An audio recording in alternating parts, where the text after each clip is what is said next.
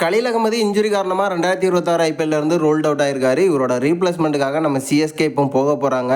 அந்த வரிசையில் நம்ம சிஎஸ்கே யாரெல்லாம் எடுத்துகிட்டு வர்றதுக்கான வாய்ப்புகள் இருக்குது. குறிப்பாக வெளிநாட்டு பவுலர்ஸை இவரோட ரீப்ளேஸ்மெண்ட்டாக சிஎஸ்கே எடுத்துகிட்டு வர முடியுமா? இதை பற்றின ஒரு ஃபுல் டீட்டெயிலை பற்றி தான் இந்த வீடியோவில் பார்க்க போகிறோம். அதுக்கு முன்னாடி சேனலுக்கு புதுசாக இருந்தீங்கன்னா சப்ஸ்கிரைப் பண்ணிக்காங்க. இந்த வீடியோக்கு ஒரு லைக் கொடுக்கலாம்னா லைக்கை கொடுத்துருங்க. நம்ம கலீல் அகமது சிஎஸ்கேவில் ஒரு கம்பேக்கை வந்து கொடுத்துருந்தாரு கேகேஆருக்கு எதிராக. ஆல்ரெடி நான் வந்து சொல்லியிருந்தேன் ஒரு சின்ன இன்ஜுரி அப்படிங்கிற மாதிரி.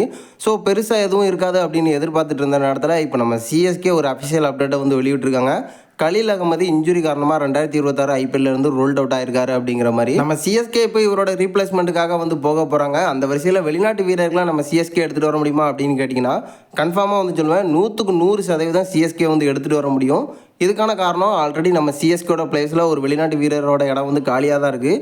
ஸோ சிஎஸ்கே கன்ஃபார்மாக ஒரு வெளிநாட்டு பவுலரை வந்து எடுத்துகிட்டு வர முடியும். அந்த வரிசையில் பார்ட்மேன் அது மட்டும் இல்லாமல் நம்ம ஜெரால்ட் கொச்சி அப்படின்னு எக்கச்சக்கமான பவுலர்ஸ் வந்து இருந்துட்டு இருக்காங்க. ஸோ சிஎஸ்கே நினச்சா கன்ஃபார்மாக இவரோட ரீப்ளேஸ்மெண்ட்டாக வெளிநாட்டு பவுலர்ஸை வந்து எடுத்துகிட்டு வர முடியும்.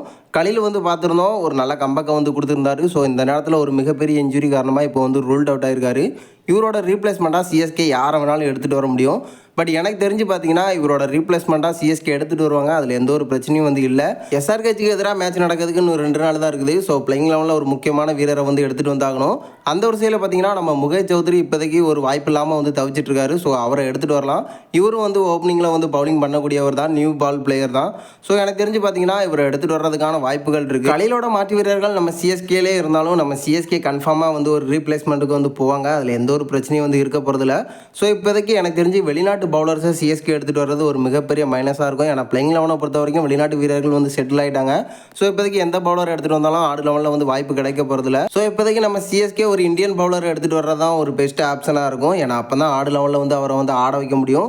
ஸோ எனக்கு தெரிஞ்சு வெளிநாட்டு பவுலர்களை எடுத்துகிட்டு வந்து பெஞ்சில் இருக்க வைக்கிறத விட ஒரு இந்தியன் பவுலரை எடுத்துகிட்டு வந்து சிஎஸ்கே பிளேயிங் லெவலில் வாய்ப்பை கொடுத்து ஒரு தரமான சம்பவத்தை பண்ண முடியும். ஒருவேளை நம்ம சிஎஸ்கே ரீப்ளேஸ்மெண்ட்டே வேணாம், நம்ம சிஎஸ்கேல இருக்கக்கூடிய பவுலர்ஸை வந்து யூஸ் பண்ணிக்கலாம் அப்படின்னு நினச்சாங்கன்னா நம்ம முகேஷ் சௌத்ரி அது மட்டும் இல்லாமல் குர்ஜப்னீத் சிங் இவங்களை வந்து யூஸ் பண்ணிப்பாங்க. ஸோ இருந்தாலும் நம்ம சிஎஸ்கே ஒரு ரீப்ளேஸ்மெண்ட்டுக்காக வந்து கன்ஃபார்மாக போவாங்க. அந்த வரிசையில் ஒரு வெளிநாட்டு பவுலரை எடுத்துகிட்டு வர்றதை விட ஒரு இந்தியன் பவுலரை எடுத்துகிட்டு வர்றது ஒரு பெஸ்ட் ஆப்ஷனாக இருக்கும் அப்படின்னு நான் நினைக்கிறேன்.